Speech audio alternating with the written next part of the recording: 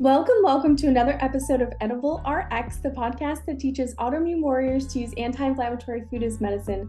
I'm Laura Rodriguez, holistic chef and autoimmune warrior, and today on the podcast we have a very special guest all the way from the UK, VJ Hamilton. She is an autoimmune nutritionist, an autoimmune warrior, and she has an amazing podcast that teaches you guys so much about how to thrive with autoimmunity. She has tons of programs that you can join online. She is just one of my favorite people. So welcome to the podcast, VJ. Thanks so much, Laura. I'm very excited to be here. Thanks for asking me. Yeah, so today we are talking about the importance of feeding your kids nutritious, anti-inflammatory whole foods diet in an effort to either prevent them from developing autoimmunity themselves or maybe, prevent them from having to suffer from severe symptoms of an autoimmune condition if you are a parent with autoimmunity, because we can pass these things down to our children. There is a genetic component to developing autoimmunity, but there's also a diet and lifestyle component to it as well. So before we get into it, I would love to just have you introduce yourself and tell us who you are and what you do and who you serve.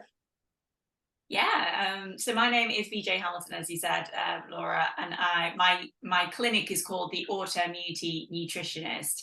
And I've got quite a long background, so I won't go over it all. But for today's discussion, what is relevant is that I was diagnosed with alopecia areata just 7 years old. So I understand how much pressure it can really put on parents.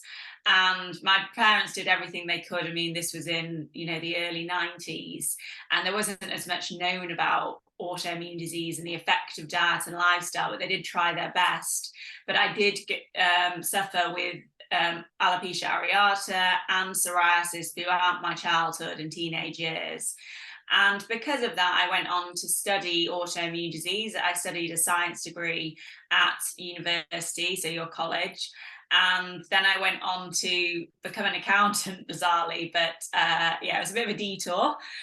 And then my brother got diagnosed with multiple sclerosis, and I kind of ventured back into the science, started looking into the research.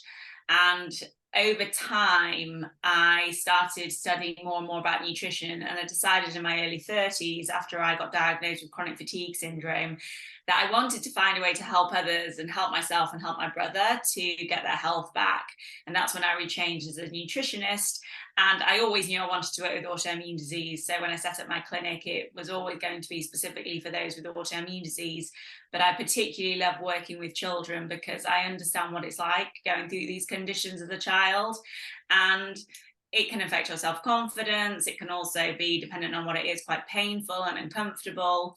And the more awareness that we have around these conditions, especially for children, the better. And giving parents some ideas of what they can do is really helpful, because I wish my parents had it at the time. And as I said, they did try their best, but the information just wasn't there at the time.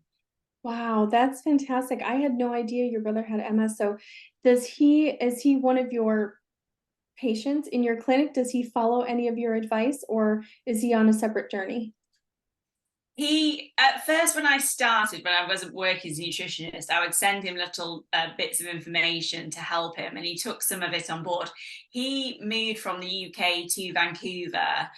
This was after his diagnosis, so we don't see each other every day, but I am WhatsApping him lots of different things when I find information.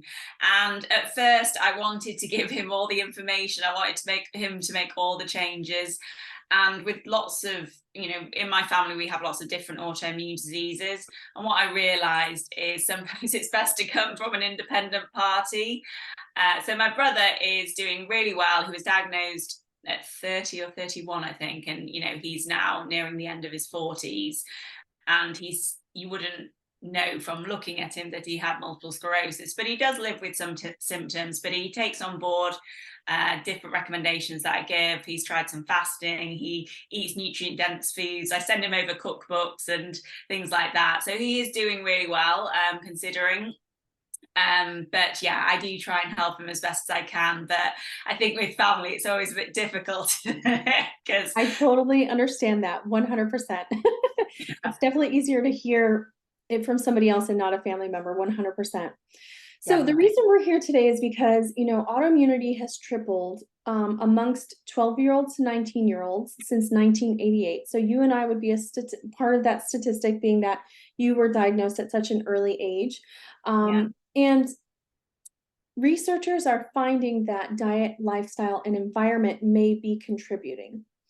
In your experience working with the clients that you have with autoimmunity over the years, what role do you find diet, lifestyle, and environment play in the development of their condition? I think it's a huge piece, and I believe that the world has moved on from just looking at genetics. Genetics is such a key piece, and I was just waiting to get diagnosed with multiple sclerosis. That's the truth. My brother got it, and I'd already been diagnosed with 2 autoimmune diseases. I was struggling with symptoms of chronic fatigue syndrome. My granny was very ill with a certain neurological issue as well. And I just thought, I've got the genetics for it, it's going to happen. And I just woke up one day in my early 30s, my brother's 7 years older than me. And I decided I was going to make some changes because I was getting tremors and some strange symptoms as well, but as part of the chronic fatigue syndrome. And I was able to transform my own health by doing this. And that's why I truly believe for my clients as well, that by changing their diet, lifestyle, and removing toxicity in their environments and their diet as well can be so helpful. I would say everybody's different, but there are certainly some core adaptations you can make to your life that can make a huge difference, like anti-inflammatory foods, nutrient-dense foods, doing an assessment or an audit of your environment and just thinking about the toxicity that might be around it.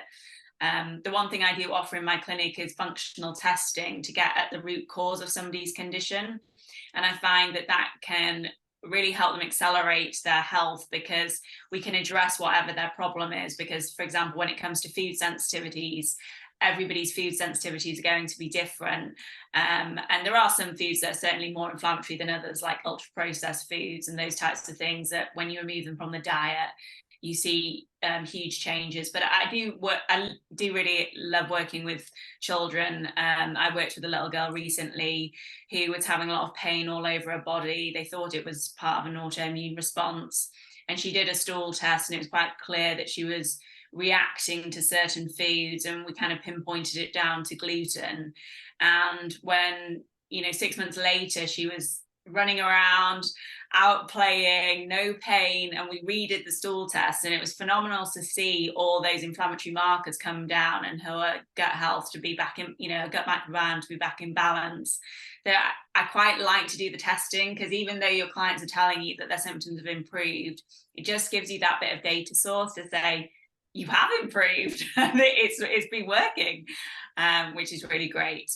I think that's true. And I think having that kind of raw numbers, that data set, as you said, it adds as an additional motivation for the client to continue on that path, because it can be easy to give in to the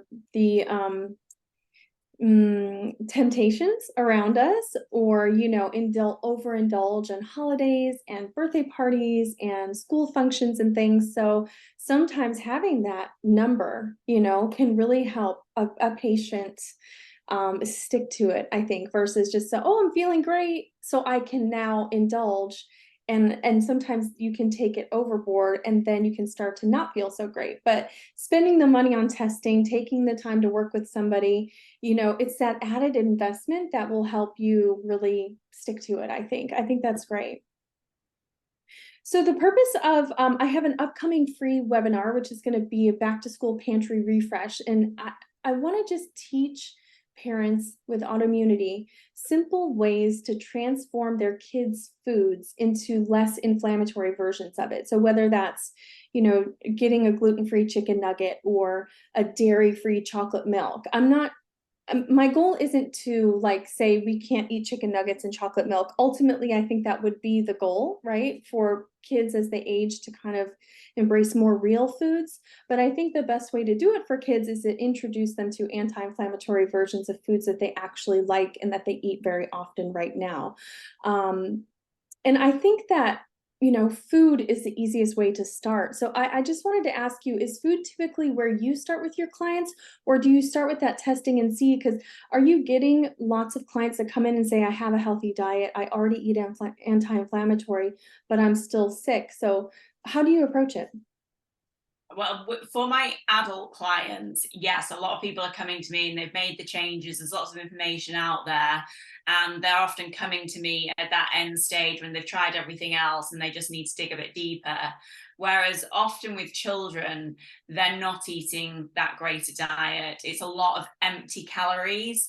And as much as anti-inflammatory food is extremely beneficial and that's part of it, it's just getting the nutrients in. So you can still eat, like you said, you can make some substitutions for the foods that they like, which might not be the healthiest foods, but they're better than the ones that they were eating. But you can then bring in the addition of these nutrients, however it's going to suit them. Because when I was young, I mean, I love food now, but when I was young, I was a picky eater and all I wanted to eat was pasta and cheese. So you've got to work with the child at where they're at and what's going to work for them.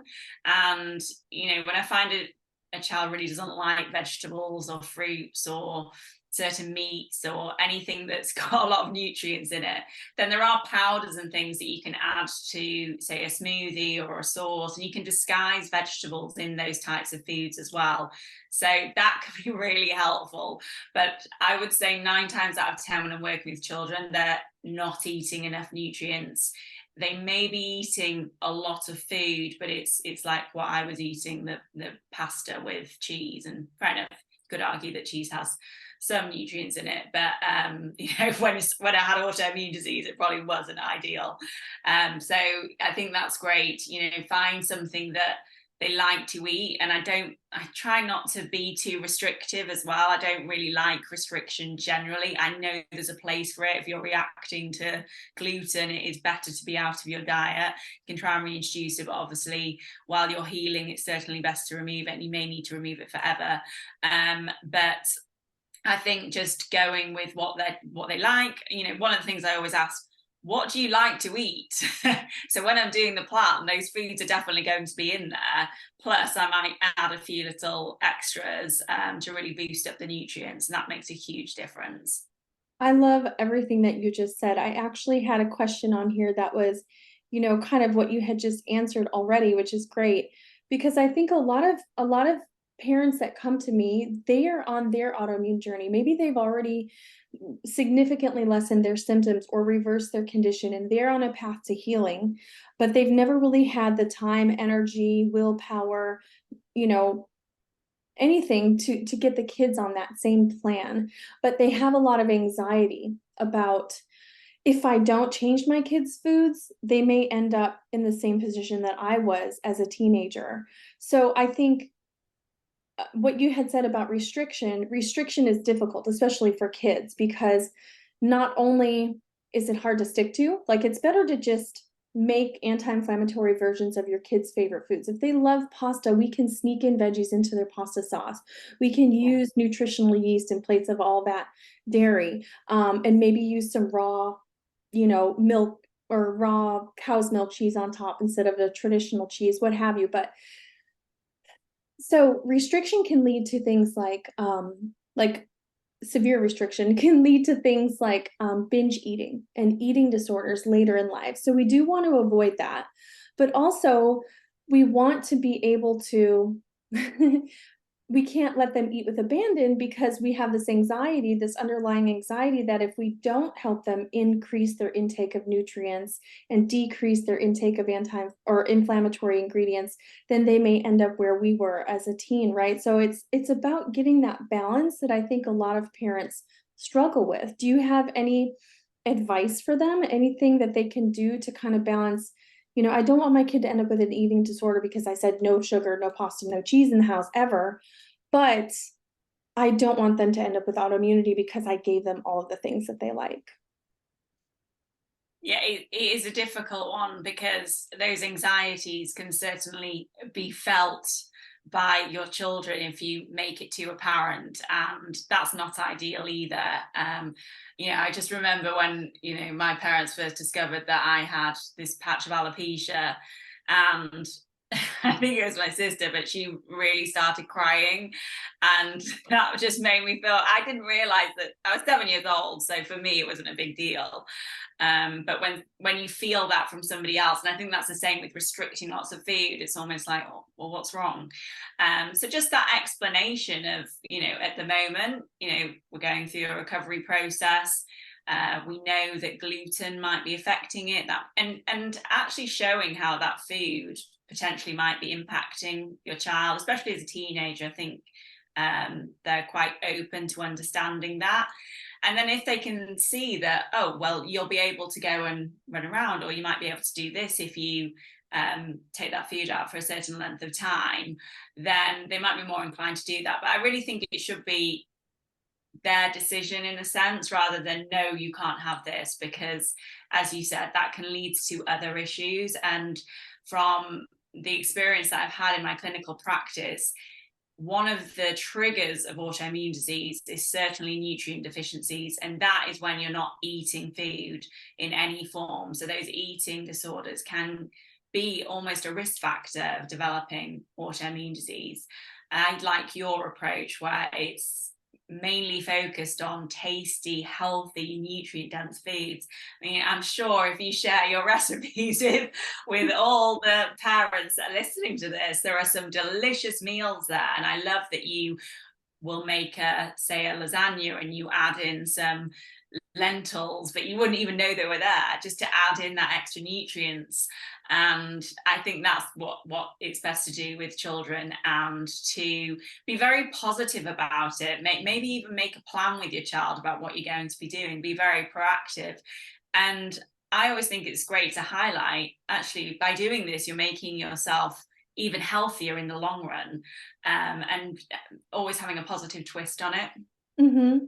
I think one of the things that I've heard from some of my clients is that in cooking more often at home, they're even enjoying mealtime more, because they're sitting down together as a family and they're talking to each other. So there's lots of other benefits that will come along with this. Just that strengthening in the family unit could be a positive, side effect of changing your diet and sitting down to eat together and cooking meals together. Absolutely. So do you think it's best for parents to like get a list of ingredients, rip out all the bad stuff and just put in all new stuff? Or should they slowly, kind of, maybe as they run out of something, like finish the milk that's in the fridge, but maybe make a decision for yourself: when this milk is gone, I'm going to switch to a non-dairy milk, and take it one ingredient at a time? Or just kind of overhaul the whole pantry and start fresh? My honest opinion on this is to work with your personality type. I think the easiest way to do it is to take it a step at a time, and to replace things as you run out of them. And that might work for you, because overwhelm is a big issue when you have an autoimmune disease, whether you're an adult or a child. And just knowing, oh, wow, I've got to change all my pans, I've got to change all my food, I've got to change all these things. Every step you take is going to be beneficial for you. And the truth is, this is often a longer journey. I had autoimmune disease for 25 years, and I would say it probably took me 6 months to see changes, and then 2 years for me to really see that full recovery. And that's why just taking it slow and steady can be a lot better. But I would say that some people just like to get started and get going. And you can make a big bag of all the ingredients that you've got and potentially give it to somebody. So that can be quite a nice thing to do.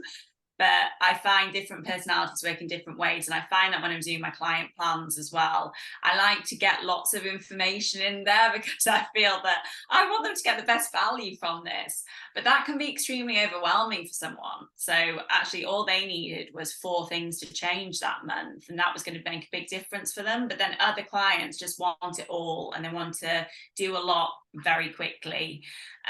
So what do you think, Laura? You're probably more experienced. I think you made an excellent point there, because you're absolutely right. There are some people that want to know everything, and then they can kind of pick and choose where they start. And there are some people who are like, okay, you just dumped way too much on me there, and I was just trying to figure out like which gluten-free pasta to start with.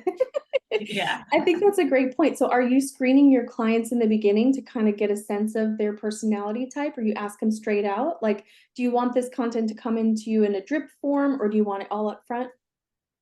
Yeah, I mean, I work a lot with personalities in the sense I'm not in any way a specialist in this area, but I've read a lot of Gretchen Rubin's work, and I actually get my clients to do the four tendencies quiz of hers to understand, what personality traits they've got. So that can be quite helpful. And then as we're going through, because I often start with at least an hour initial consultation, and that isn't just to go through the health history and the symptoms, but it's also to understand their life and what is going to work for them. And part of that discussion is how they would like to receive the information. 9 times out of 10, I still put way too much in there, and I'm trying my best to keep it. Because often I'm working with clients for 3 months, so I've got time to kind of keep adding things in. But there's always a temptation when somebody tells me that they've got a niggle here or they've got an issue going on that I want to try and help them. But as you said, sometimes that can be too much. And if that is, then I just pull back the plan and I'll just condense it, maybe just do 4 bullets of things to concentrate on until our next appointment. And that seems to really work for them. Yeah, you can always have that additional information and support to come in later. Very Yeah. interesting. So you've touched on a few times, we've talked a little bit without really talking about it, and I'd love to dive deeper. Stressors and things that can contribute to autoimmunity other than diet, right? So I know you have a program, I think it's what is it, a 6-week program, the Autoimmune Reset. So you kind of touch on diet, you touch on exercise, you touch on the emotional status, maybe meditation and stress management and stuff. So can you think of any other things that parents, and without, obviously without overwhelming people, we don't want you to do all of these at once, but can we talk about some other things that maybe we can do as parents so that we're not having to put so much focus solely on their diet, and we can relieve some of that anxiety and go, okay, well, maybe I can do this and this as well as I'm slowly changing their diet. I think you touched on a really great point earlier, actually, about the cooking together. So I know that's still diet focused, but that's a bonding session between you and your child. And I think that's absolutely key, this open communication, and that they don't feel that they're alone. And there are various ways that you can do this, just doing activities together, even going on a walk together in nature.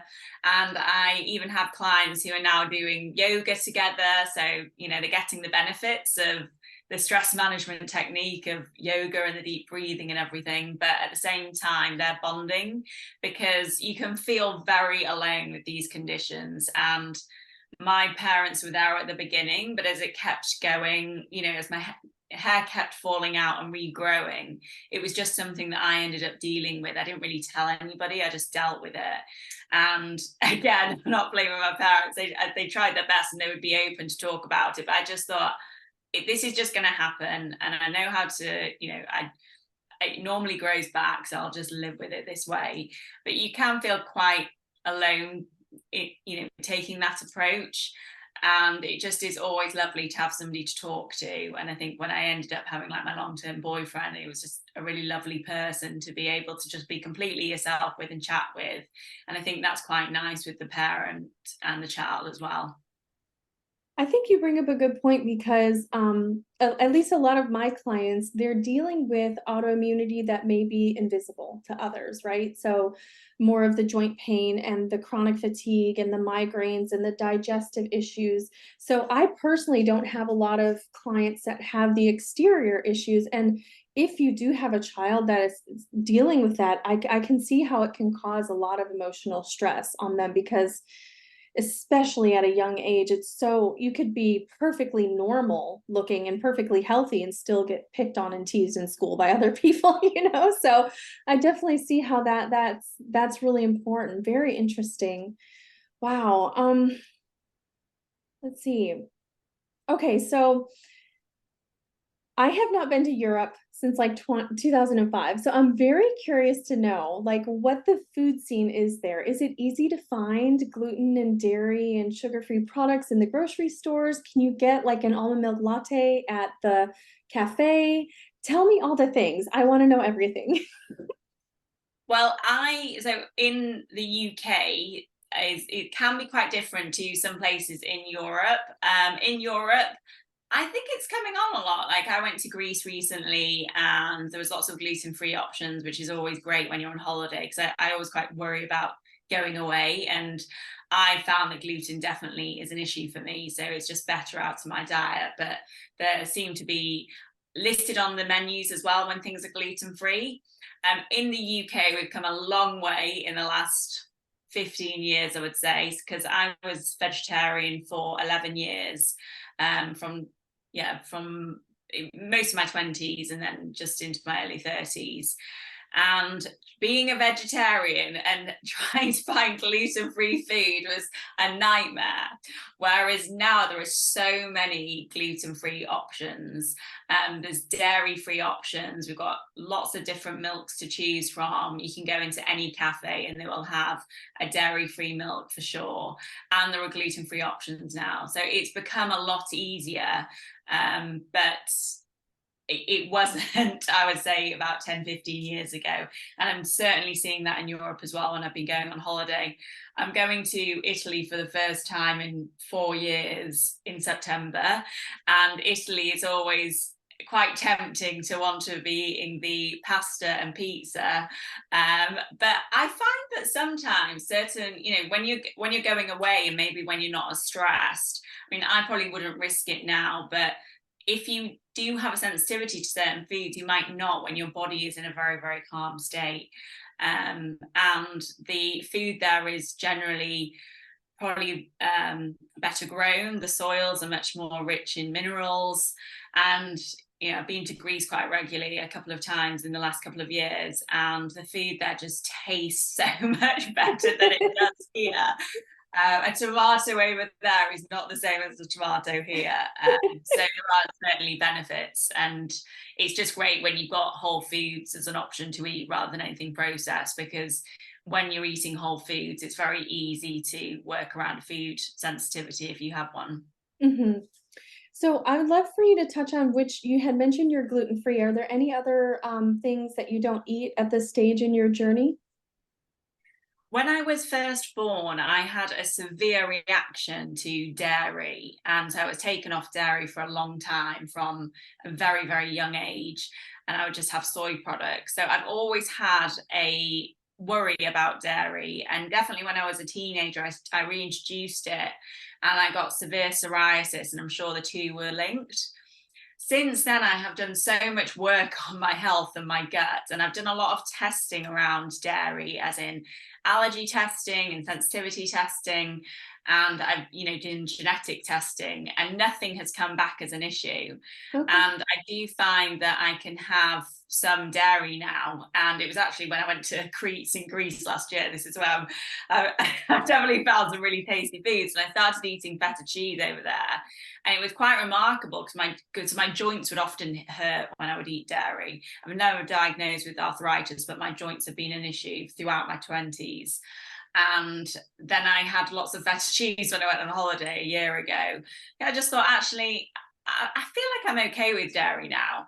And I had no symptoms at all. And since then, because of the calcium and other things, that I thought, I'm going to try and reintroduce it. So I will have some feta cheese, which is often a goat's cheese, and I think for goat's cheese it's a different type of dairy, and I feel like I'm less reactive to that. Am I having milk and things in my tea and on my cereal? No, but I do like to have a little bit in my salads or on my sweet potatoes, and that's okay for me. Other than that, I just try and eat whole foods as much as possible, and I actually take the same approach that I would take with the children that I work with. I just make sure that every plate of food has a lot of nutrients in it, and if I'm eating something that doesn't have a lot of nutrients in it, I pair it with something that does. But Love that. yeah, so at the moment I find, yeah, the only thing that I haven't reintroduced is gluten, and unfortunately, the reaction I get to gluten is panic attacks. It actually affects my brain, not my gut. But it probably affects my gut as well. But the symptom that I get is anxiety. So I just feel that it's just not worth it. Yeah.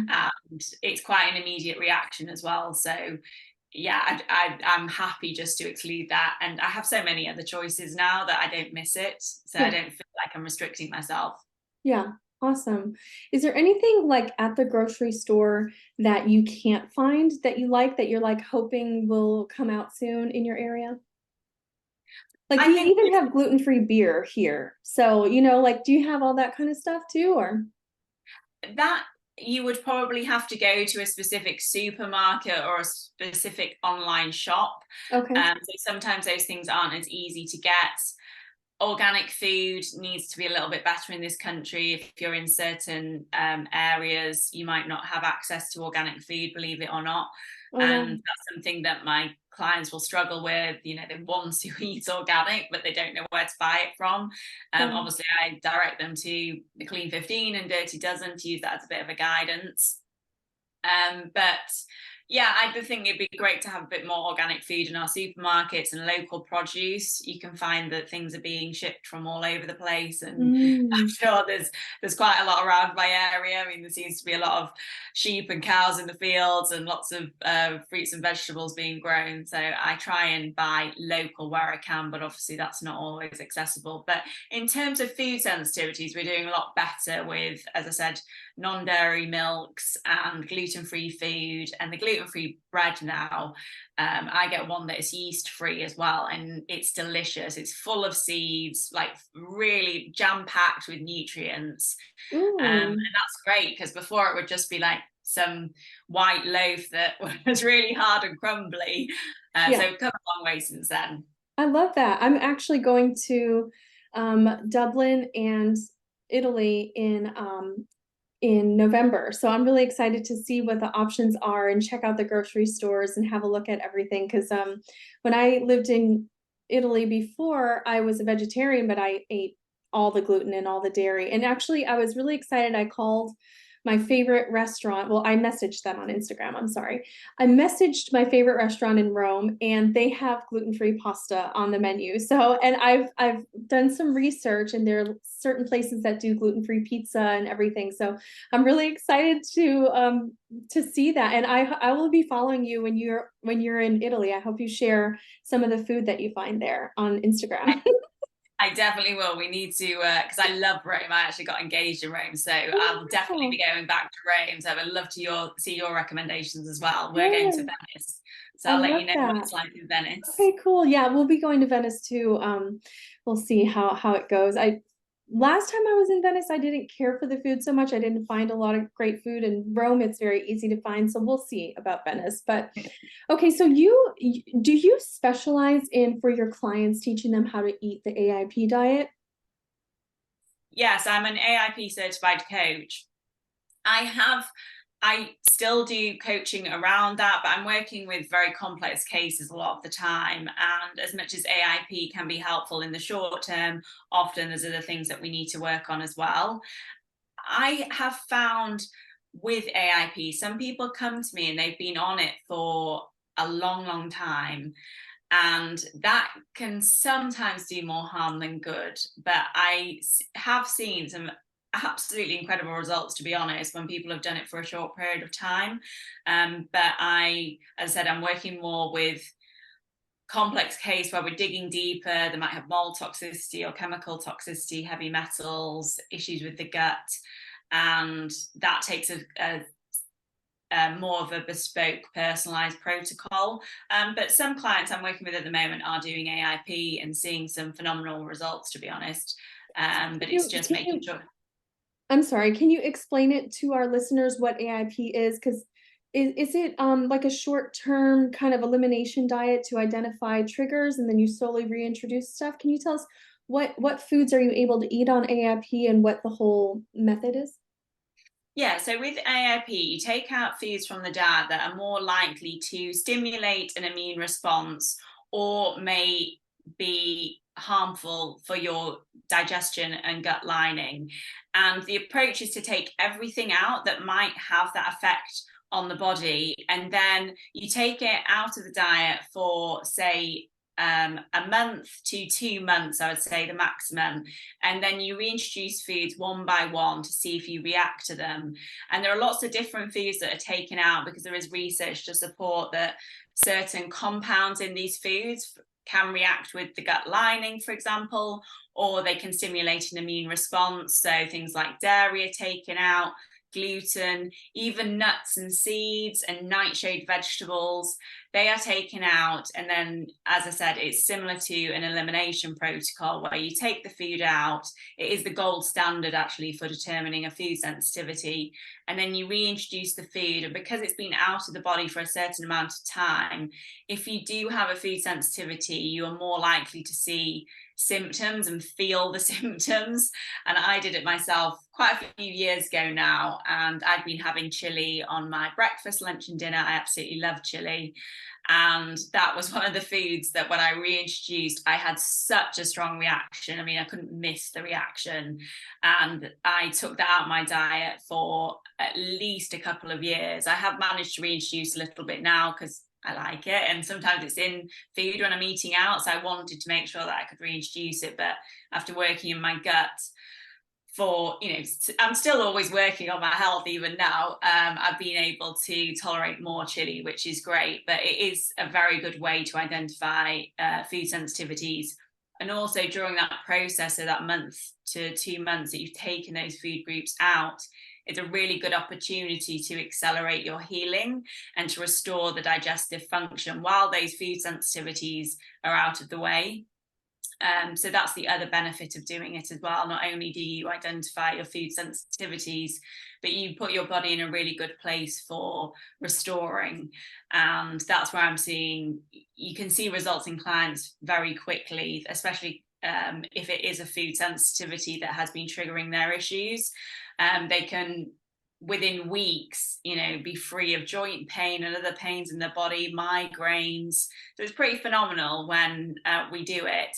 But I always just think it's worth mentioning that if you do it for a long period of time, it can lead to nutrient deficiencies, just because there are a lot of restrictions, and it obviously wouldn't be right for somebody that does have an inclination to bad eating patterns. So that's why I'm always quite cautious with it, but there are certain clients that I do offer it to, and as I said, at the moment they're seeing really great results from following it. That's incredible, because I have some clients that have recently asked me, like, if we eat flare-free, because my target audience is actually people who have done AIP, who have identified their food triggers, but maybe want to start reintroducing some foods in a way that is very comforting to them. But I still get a lot of my clients who come to me at the very beginning of their journey. I mean, this is how I started eating, and that helped me, manage my symptoms. My eczema went away, my migraines went away, my joint pain went away when I started eating flare-free. So you can do it this way, but it can be very beneficial for people to go that extra step and see, because I do serve nightshades, I serve nuts and seeds, I serve eggs, right? So it may be beneficial for folks who don't get the relief they're looking for eating flare-free to take that extra step and try AIP for a month or two. So I really love that. You've touched on a couple times in food sensitivities. Can you explain the difference between a food allergy and a food sensitivity? Yeah, so a food allergy is much more severe, and it can cause anaphylaxis, which is why it's really important to distinguish between the two. So a food allergy is governed by what we call an IgE response, a certain type of immune cell, and you often get an immediate reaction to that. So that is more of an allergy.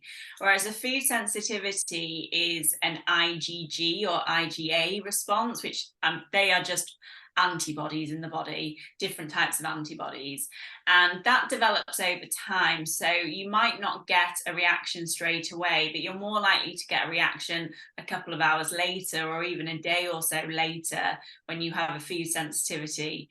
And because it's quite hard to identify that, because you might wake up with a headache on Tuesday and you ate something on Sunday, you might continue eating that food, so you won't know that it's affecting you. And unfortunately, if you keep eating it, your immune system will keep being flared up every time you eat that food. And that's why when you identify food sensitivity, it doesn't mean that you have to take it out of your diet forever. Whereas with an allergy, you are more likely to have to do that.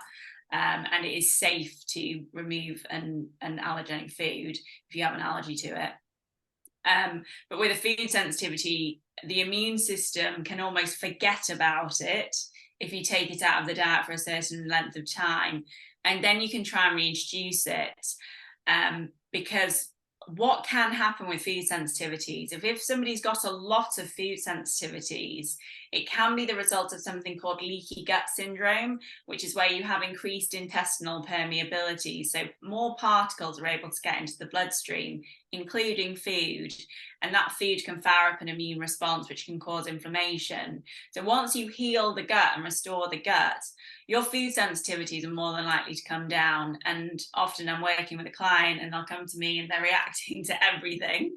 And then you take some of the kind of more obvious foods out, or the foods that have been identified in their test results, or you just work on the gut, and within a couple of months, they are far more tolerant to lots of different foods. But at the heart of it is your digestive system health. So yeah, there's quite a difference. Some people will have more extreme food sensitivities, and that's, for example, when somebody has a gluten sensitivity. They may not have celiac disease, but a non-celiac gluten sensitivity can have very similar symptoms, and it can still be you can still have quite a response to gluten from that type of sensitivity, and it can still damage the digestive system and the gut barrier. Wow. So are there certain tests that you provide to your clients where they can find out if they have that gut intestine permeability, or is it more of a symptom list that you would follow? You can do either, and I can work with either, but there is a stool test that you can do, and it will test for a marker called zonulin, which can be an indication of increased intestinal permeability.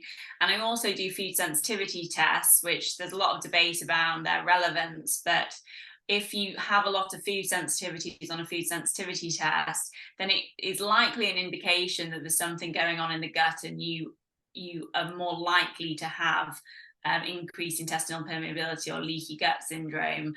So there's a couple of ways to do it. And obviously when I'm working with a client, I'm working with test results, but also with their symptoms, and going through a food and symptom journal is always very helpful as well. Yeah. So when clients track their symptoms and what they've eaten, and maybe even just looking back a couple of days, it can give them a lot of insight doing it that way too.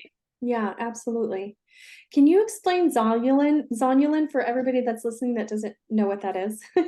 Yeah, so often with the stool testing or any type of testing, they're looking for specific markers in the body because they know what those certain compounds do.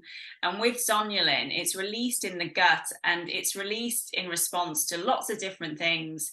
But one of the things it can be released in response to, and there's been a lot of research around this, is gluten.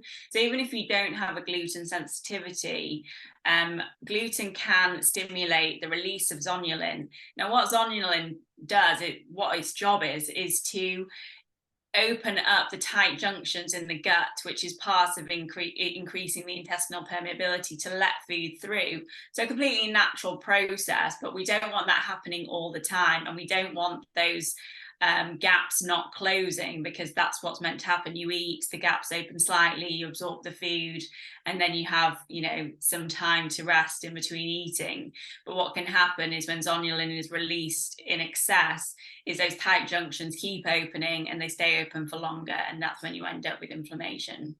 Absolutely fascinating. So you touched on your own gut healing journey. Can you explain a little bit more, like for folks that have leaky gut, what is your standard recommendation for how to go about healing that? And is that something that you personally experienced on your journey?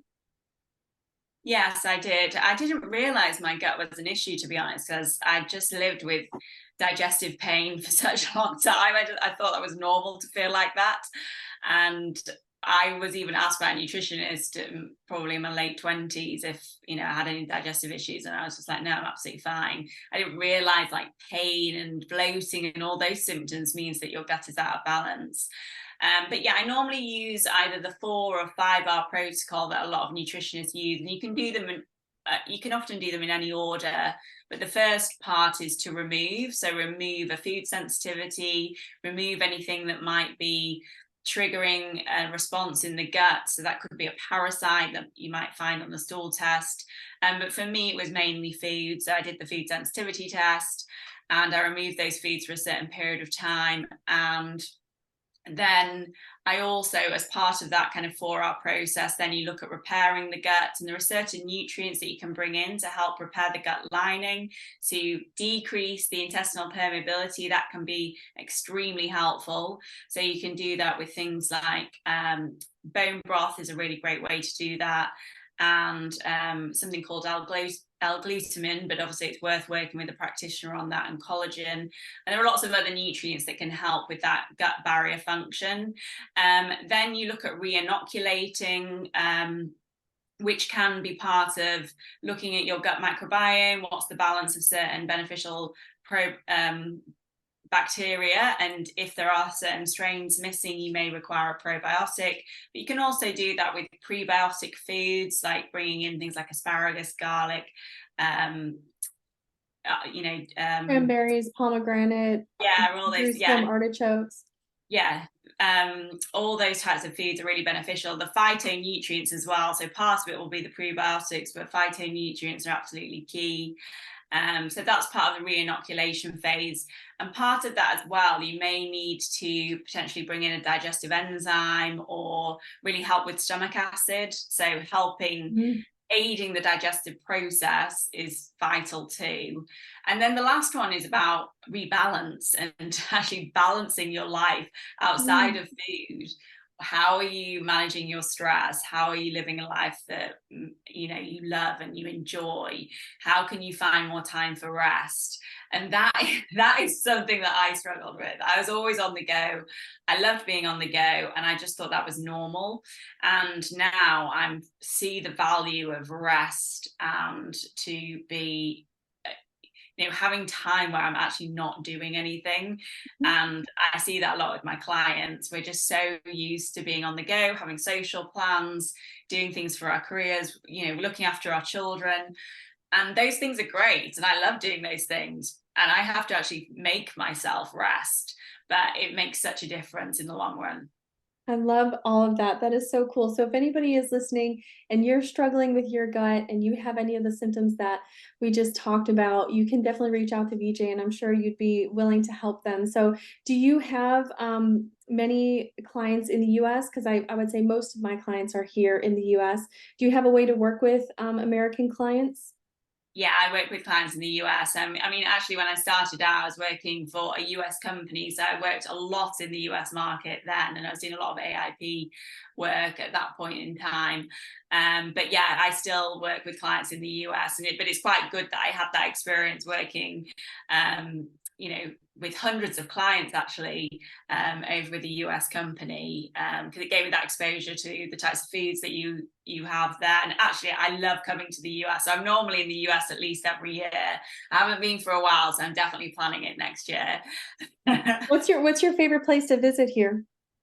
The last place I went was Chicago. I love everywhere. I've been to New York, Seattle, different places with work, Florida on holidays. But I was really impressed with Chicago. It's such a cool place. Very cool. That's actually my hometown. I don't know if you knew that or not. All right. Oh, I did the architecture tour, and yes, I just love the built areas. Yes, very cool. All right, well, let's have a little bit of fun. This has been really amazing, but let's just spice it up a little bit here. So I'm going to ask you some rapid fire questions. Just whatever comes to the top of your head is your answer, okay? All right, what's your favorite food?